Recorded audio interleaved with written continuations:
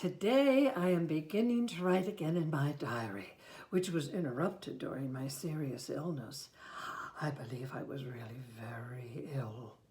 I am not actually feeling too well now, but the fever and the depression have gone. I certainly cannot imagine anyone really being pleased to live in Paris. But I begin to understand how one can be interested in what goes on in these big 6-story boxes. I'm going to have to tell, out of respect for my diary, why I am in Paris, why I left Montigny, the beloved, fantastic school where Mademoiselle Saint-Jean, careless of what may be said, keeps on adoring her little Aimée, while the rest of the pupils run wild. Why Papa left his snails, I must tell that. And I'll be tired out when I've finished because, you know, I'm thinner than last year and a little taller. In spite of my 17th birthday day before yesterday, it's all right to appear only 16. I'm looking at myself in the mirror now. Oh, yes. A little sharp chin. You're nice, but please don't exaggerate your point. Hazel eyes, you keep on being hazel, and I can't blame you. But don't sink back under my eyebrows so modestly. Mouth, you're still mine, but you're so pale that I have to rub my thin white lips with petals torn from the geraniums in the window, and that gives them a dirty purple color, which I have to lick off right away. And you, my poor little ears, you're white and anemic, and I try to hide you under my curls. I look at you now and then on the sly and pinch you to make you pink. But it's my hair that's the worst of all, and I can't touch it without wanting to cry. They've cut it off now, away from my ears. My lovely red-brown hair is gone. Goodness knows the 4 inches I have left does all it can. It curls and puffs and grows as fast as possible, but I am wretched every morning when I involuntarily reach around to lift it and wash my neck. I'm almost as angry with you, Papa, with your lovely beard, as I am sad about my hair. You can't imagine what a father he is. Just listen. When his long treatise on snails, the Malacology of Frenoise, was almost finished, Papa sent a large part of the proofs to his publisher, Masson, in Paris, and from that day was racked with a consuming fever of impatience. What? His corrected galley proof sent to the Boulevard Saint-Germain one morning, the train takes 8 hours, were not back the same evening in revised form. Oh, poor Dulcin, the postman had to take a lot from him. That dirty Bonapartist postman who never brings my proofs. I'll bet his wife's deceiving him.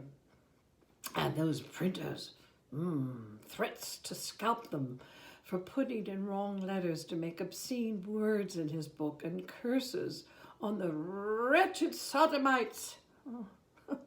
Rumbled through the house all day long.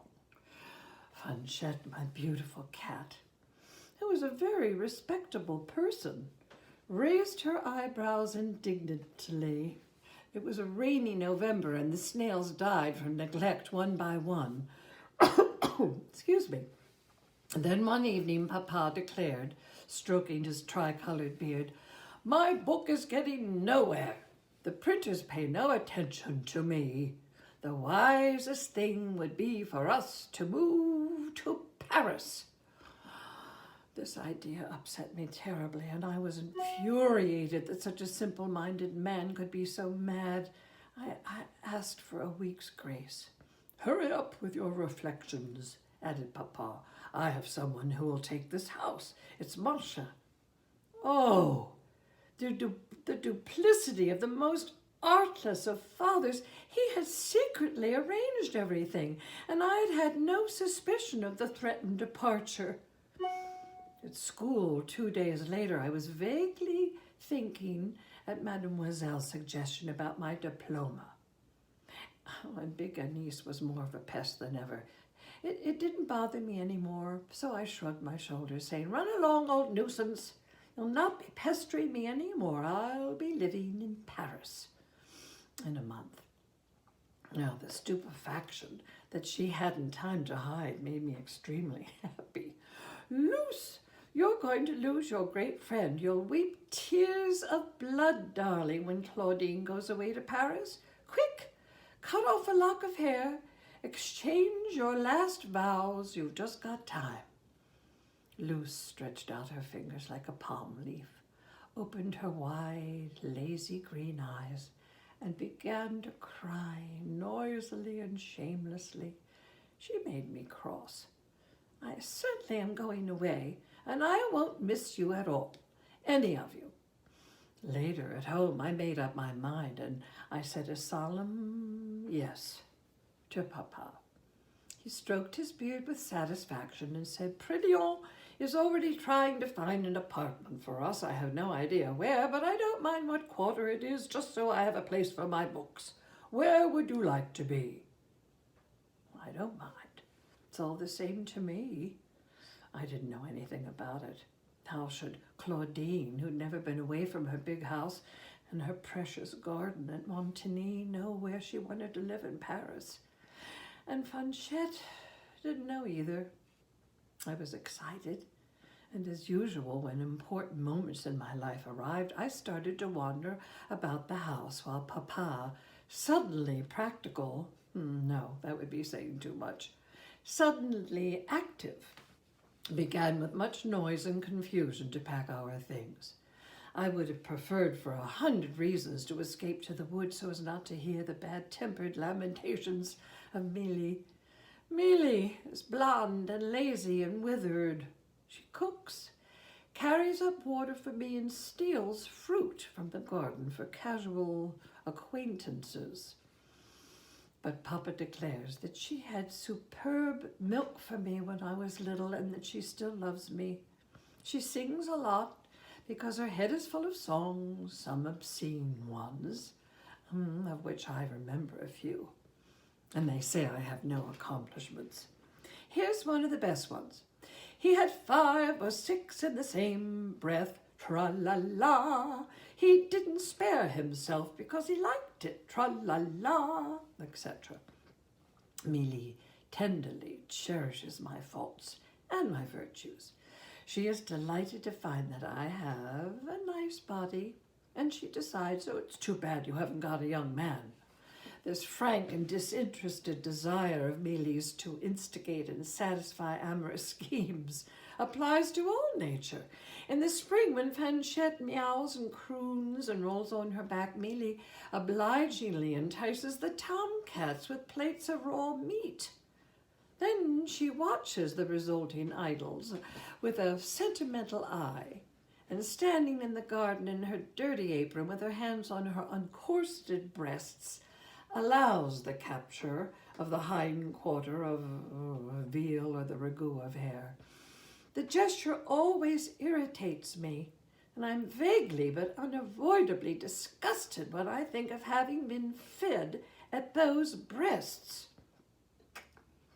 All the same, if I was a little ninny and not a wise girl, it was Mélie who obligingly saw to it that I did wrong things, but I merely laughed at her when she talked about a young man. Really, no, not that. And I said, go and say that to a niece. You'll have better luck with her. Mélie swore by my mother's blood that she would not go to Paris. I said, don't be absurd, and she began to get ready, prophesying 1,000 terrifying catastrophes. Then I went out along the muddy roads and into the leafless woods that smelt of mushrooms and wet moss, picking yellow agaric, so good in cream sauces and veal casserole. And I came to the conclusion that really, this Paris business was pretty close to madness. Perhaps if I were to beseech Papa, or maybe frighten him. But what then would I say to a niece? And to Luz, who might think I was staying in Montigny on her account? No, it was silly. I would wait and see if I found Paris too unbearable. One day on the edge of the Valais forest, as I stood looking down at Montigny below me through the woods that I love more than anything in the world, over the yellow fields and the plowed land with its fresh earth looking almost pink, at the Saracen Tower which sinks imperceptibly every year. As I stood there, it seemed clearly and plainly stupid to dream of leaving it all, and I almost ran down to the house to beg, to command that the boxes of books be unnailed and the chair legs be stripped of their padding. Why didn't I do it? Why did I stand there blankly with my hands cold under my red cape?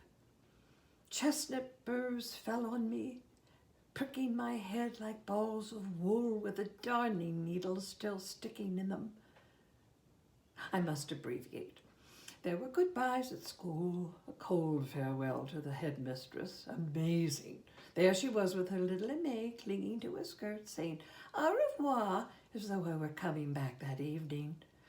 And niece saying a little scornfully, I don't wish you good luck, darling, because luck follows you everywhere. You will doubtless write me only when you have news of your marriage for me. An anguished and sobbing goodbye from Luce, who had just made a little purse of yellow and black silk lace. Perfect example of bad taste. And had given me some of her hair, too, in a spalwood needle box. She had put a spell on those keepsakes so that I should never lose them. Oh, for those of you who know not about spells, you put the thing on the ground, enclose it in parentheses, and draw a cross to the left of it. Then you may be sure the spell cannot be broken. You can spit on the thing, too, but that's not indispensable. Poor Luce said, of course you don't think I'll be unhappy, but you'll see what I'll do. Sorry. I'm sick of my sister and her mademoiselle. There was no one here but you. You made me what I am, you'll see. I kissed that poor child on her firm cheeks, on her wet eyelashes, and on the back of her white neck. I kissed her dimples and her funny little short nose. She had never had so much caressing from me. And it made her more miserable than ever. For a year, perhaps, I could have made her very happy. It wouldn't have been so much trouble either. I know you, Claudine. But I'm not exactly sorry I didn't do it. The horror of seeing the furniture taken away and all my little things packed up made me as uncomfortable and bad-tempered as a cat in the rain. To watch the departure of my ink-spotted mahogany desk, my narrow boat-shaped walnut bed, and the old Norman sideboard where I kept my underwear was almost enough to give me hysterics. Papa, more pompous than ever, moved about among the debris, singing, the arrogant English came to Lorient and the Bretons. I can't quote the rest, unfortunately. I never hated him as much as on that day. At the last moment, I thought Fanchette was lost. She was just terrified as I was and had fled distracted into the garden. I found her in the coal shed and had a frightful time getting her, spitting and swearing furiously into a travel basket. She refused to admit the existence of any basket except a meat basket.